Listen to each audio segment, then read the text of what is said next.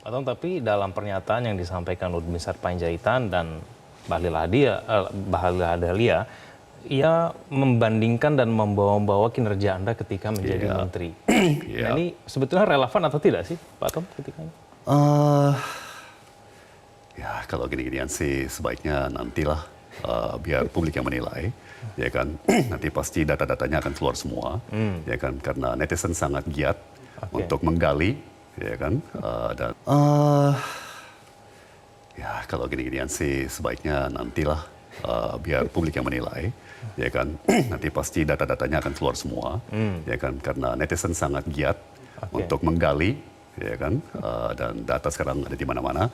Jokowi keroyok Tom Lembong, mereka menyanggah pernyataan Tom Lembong mulai dari hilirisasi nikel hingga contekan ke Presiden Joko Widodo. Nah, seperti apa tanggapan Thomas Lembong setelah dikeroyok oleh pembantu Joko Widodo? Sudah bersama dengan kami Thomas Lembong. Pak Tom, selamat malam. Terima kasih telah hadir bersama kami di Prime Time News. Pak Tom, sudah 6 hari, mau hari ke-6 pasca debat Cawapres, tapi nama Anda masih populer. Trending terus, masih banyak dibicarakan, dan kali ini yang menyerang Anda adalah Luhut Binsar Panjaitan dan Bahlil Lahadalia. Tanggapan Anda? Anda pasti juga sudah melihat ya cuplikan potongan pernyataannya. Tanggapan Anda, Pak Tom? Ya, pertama saya mau sampaikan bahwa saya sangat menghormati Pak Luhut ya, sebagai senior saya.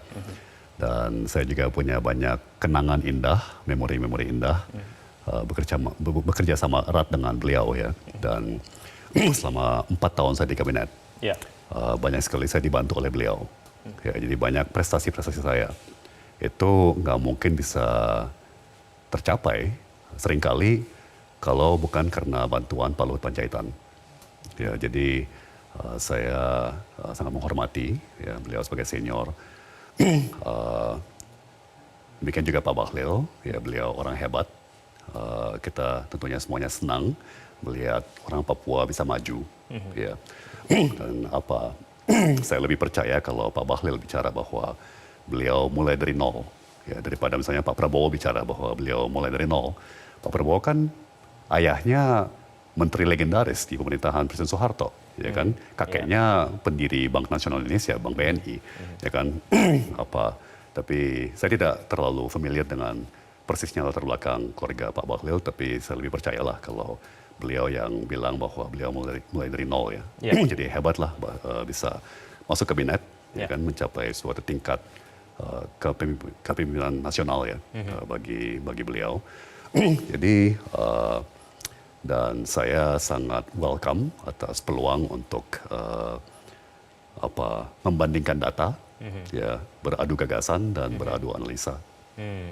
Atau tapi dalam pernyataan yang disampaikan Luhut Binsar Panjaitan dan Bahlil Lahadalia, ia membandingkan dan membawa-bawa kinerja Anda ketika menjadi menteri. Nah, ini sebetulnya relevan atau tidak sih, Pak Tom, ketika ini? Ya, kalau gini-ginian sih sebaiknya nantilah biar publik yang menilai, ya kan. Nanti pasti data-datanya akan keluar semua, ya kan. Karena netizen sangat giat untuk menggali, ya kan, dan data sekarang ada di mana-mana. Demikian juga akademisi, analis, ya, nanti bisa membandingkan prestasi saya saat di kabinet dengan yang lainnya ya. Tapi misalnya ya, yang mungkin menarik untuk kita ulas, ya, itu misalnya masalah OSS, ya. Ya, gimana ya? Mungkin saya cerita sedikit ya. OSS itu sebetulnya super gimmick. Ya, ini patut kita buka sedikit lebih lebar ya kepada publik. Itu sebenarnya jilatan yang luar biasa kepada Pak Presiden oleh seorang pejabat senior yang saking seniornya saya tidak bisa membantah. Ya.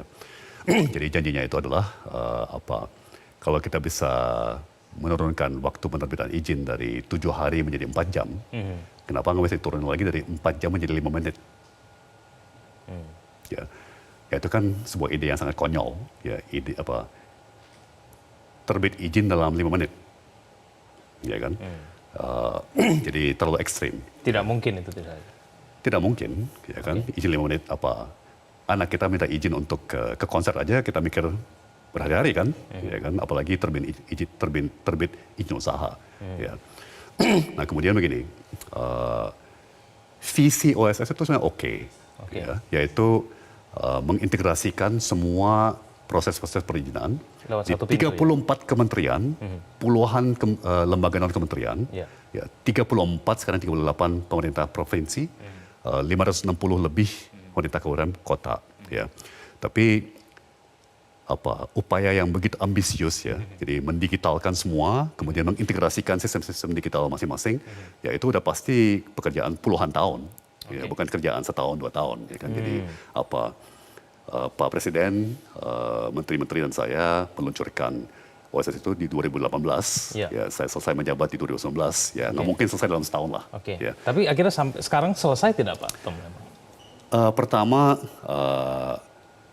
udah pasti tidak selesai, ya. Dan bahkan saya dengar dari berbagai investor masih sangat berantakan. Ya. Tapi bagi saya itu bukan salahnya Pak Bahlil juga. Saya malah kesian dengan Pak Bahlil ya. Jadi mungkin bisa ditayangkan, mungkin tadi sudah ditayangkan ya. Ada satu slide pernyataan Pak Bahlil bahwa ya dengan anggaran cuma segitu, ya nggak sampai 1 triliun, ya untuk sistem perizinan se-Indonesia, ya sulit begitu. Bahkan Pak Bahlil menggunakan kata-kata OSS sekarang itu seperti Avanza Second, ya kan, bukan seperti Mercy, gitu ya. Dan itu beliau betul, saya setuju dengan itu. Ya, jadi memang pemerintah tidak pernah menganggarkan OSS itu dengan serius, seperti disampaikan oleh Pak Bahlil September 4 bulan yang lalu ya, September 2023. Baik, Pak Tom.